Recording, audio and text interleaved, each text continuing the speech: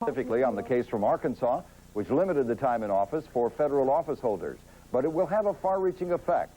Close to 24 other states, including Massachusetts, have similar measures. Consider this. Chief Correspondent Don Teague has more on the court's decision and reaction to it. For a decision, the closest you can get on a Supreme Court decision, Justices Stevens, Kennedy, Souter, Ginsburg, and Breyer ruled that states cannot impose term limits on members of Congress. Chief Justice Rehnquist joined Justices Scalia, Thomas, and O'Connor in the dissenting opinion. Now, their ruling strikes down at least one portion of the recently passed term limits measure in Massachusetts. And joining us tonight to discuss its impact are Boston Globe columnist Lupo, who is opposed to term limits, and Barbara Anderson of Citizens for Limited Taxation, who is in favor of term limits. Is this the well, first of all, thank you both for joining us. You're welcome. Is this the last word on this term limits question? No, there'll be appeals all over the place, and there'll be more legal action, and there's certainly going to continue to be a philosophical and political discussions on this for the next decade, I think. Do we need it now? Didn't the last election prove that maybe we don't need a law? Actually, Dolores, this is a long-term project, and part of the project was that change in '94. I think the fact that we used term limits to get people's attention as to just how bad it is in Washington, D.C. helped to change the political structure in '94, so that was step one.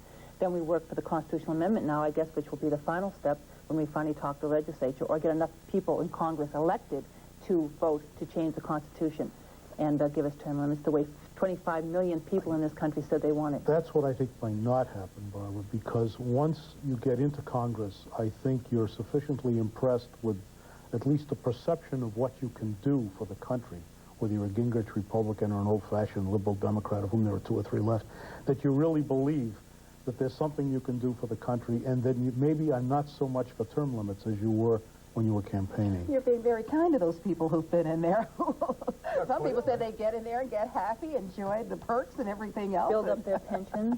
Yes. But clearly, isn't this the Congress to vote for term limits for an amendment to the Constitution? I mean, the Republicans are in a great majority in both houses. Well, but they need a 2/3 vote. That's the problem. Newt Gingrich has said that the first thing the next Congress is going to do is bring up term limits again, and it depends upon who's there fighting with them, who we, the people, elect to match our 25 million votes to have term limits. Isn't that what he said in the last election? And they did bring it up and did nothing with it? I have to wonder why, I have to wonder why in 17 years in Congress, Gingrich was never stood up and said much about term limits until it became fashionable. Tell me the truth, Alan, aren't you a little bit more in favor of term limits now that it looks like Newt Gingrich or Kasich could be the Speaker of the House for the next 20 No, I don't years like the idea that they could be. You're absolutely right when you know that I don't like the idea that they could be, but you're wrong if you think I'm in favor of term limits. I want the right to vote for or against my congressman forever.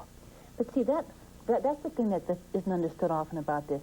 No one was taking away your right. You, as a citizen, had a chance to vote on the question on the ballot this year in Massachusetts, question 4.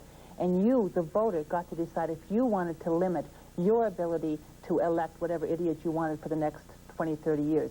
So it's the people who made the decision in Massachusetts to have term limits and limit themselves. No, that's a rationale. The people, a majority of people, no, it isn't. A majority, that's why we have minority protections in this country.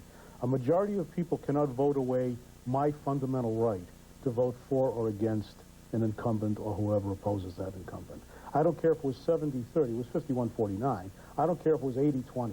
Nobody has the right to take that right away from me as Why? an A majority of people voter. have a right to take as much of my money as they want, and you're always advocating that. So as long as you, the majority, can always push me, the minority, around no matter how much I say no more taxes, then why not do it on term limits? You can do it on anything but the vote, but the franchise.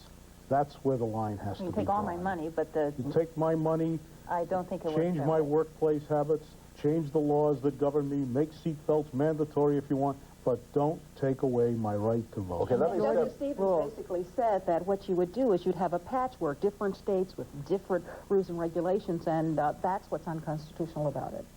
Well, and Clarence Thomas says that the federal government has no right to tell the states what to do. That is the next step in this battle, I think, which is the 10th Amendment to the Constitution, where we're now going to have this battle as to just how much the federal government can tell our states what we're going to do, even though it's not outlined clearly in the Constitution that they have this right. Well, we've been through that a time or two before, at states' rights versus the federal government. And one of the states' rights versus the federal government was the Civil War. I mean, there was clearly serious differences among the states as to how they treated people, how they who they even recognized as That's why people. it's better if we just sit down and talk about this now rather than take it to the point where people get really upset. Well, let me Not ask, another civil war, please. let me step back a minute and ask, if you have a patchwork, doesn't that give the states that put no limits on their congressmen and senators ultimate power in Washington because of the seniority system? Until such time as, of course, a majority have changed their local... Not even a majority. If one state holds out, you're going to have that person as the House Speaker, that person as the Senate Majority Leader, if you go by seniority. That's one of the crazy things about this. You're giving up the states that are smart enough not to vote this in, or the states that are going to have the power in Washington, and the rest of us are going to be like fools. Well, I think we're smart enough in Massachusetts. We know what we want. We're always in the forefront.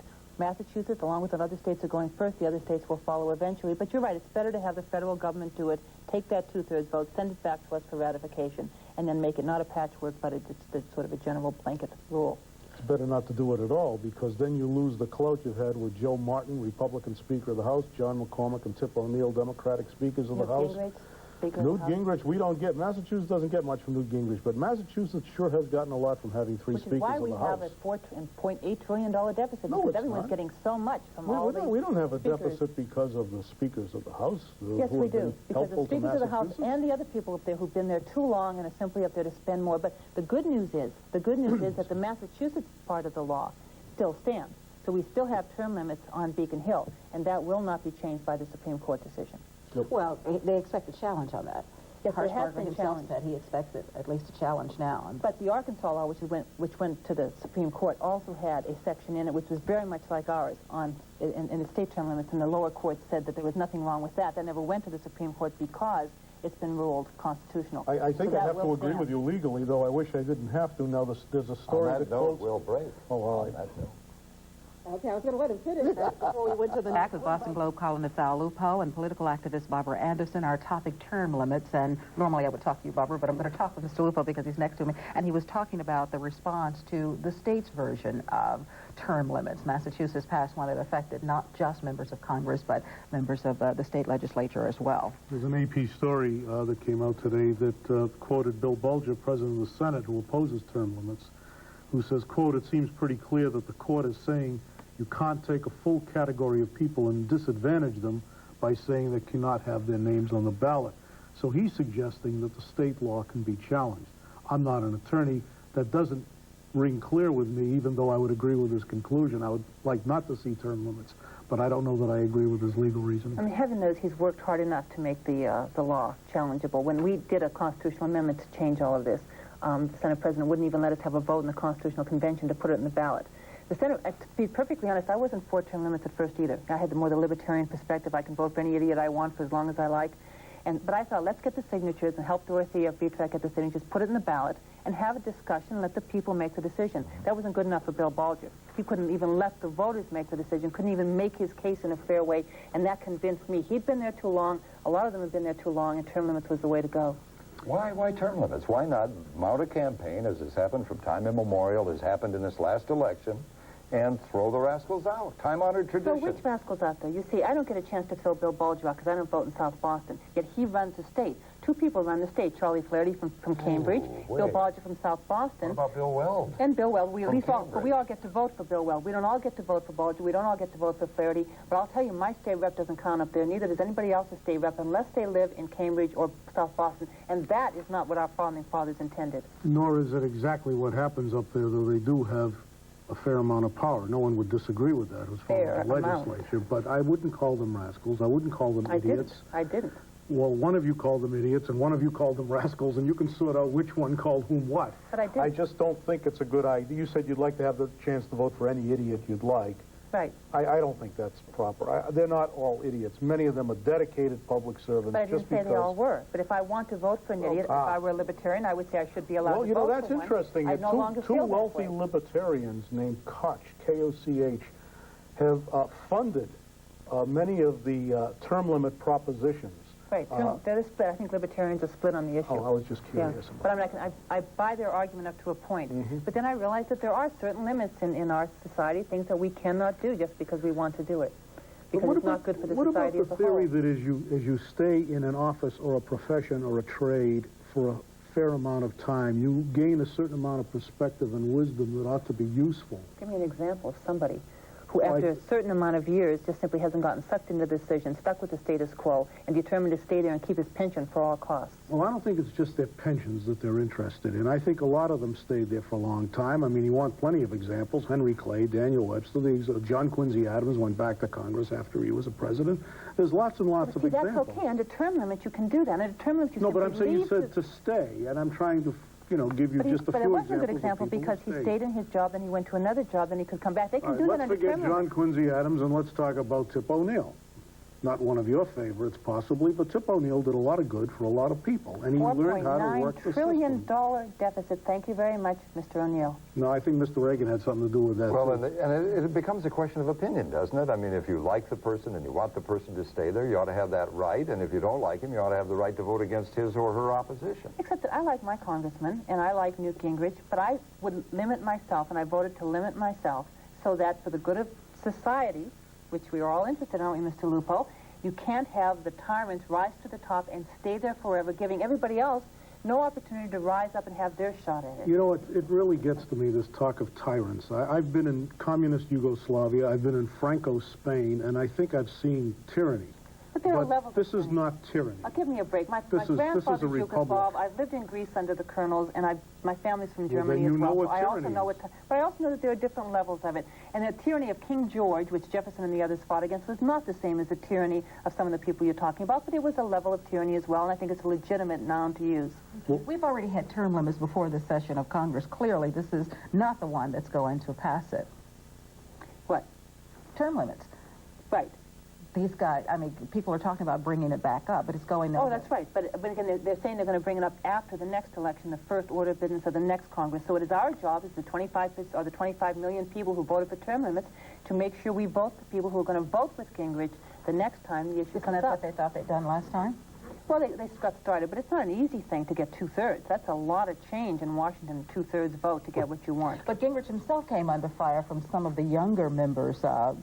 One standing on the steps of the Capitol today said he's one of the old bulls, and he turned his back on us on this issue. He was with us until after the election. Younger members, which is what term limits does. It brings more fresh blood in, more people who are willing to fight and get up there and back up people like Newt Gingrich, who have some experience, but who need 25 million people are 1/10 of the country's population. Should 1/10 of the country decide arbitrarily to change the Constitution? Well, they didn't decide. They decided for their states. Our state decided for us that we want to limit our congressmen. And we've heard the arguments about how we lose some clout in Washington. We lost it anyhow, by the way, so now it doesn't make any difference. We made the decision that that's what we wanted to do. And somebody should care about what the voters in this state, the majority of voters, decided they wanted to do. It's not just what a majority wants. You know that, and I know that. A majority can decide that it wants the most horrendous kinds of things, just for the sake of example, and then we can't very well buy the argument that just because a majority decided we have to do what they want. But let's talk for a minute about the young Turks, the young blood.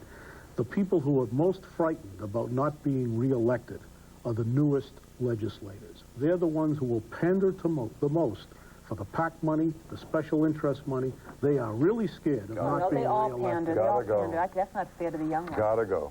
Barbara Anderson, Al Lupo. Thank you both for joining us. In a moment.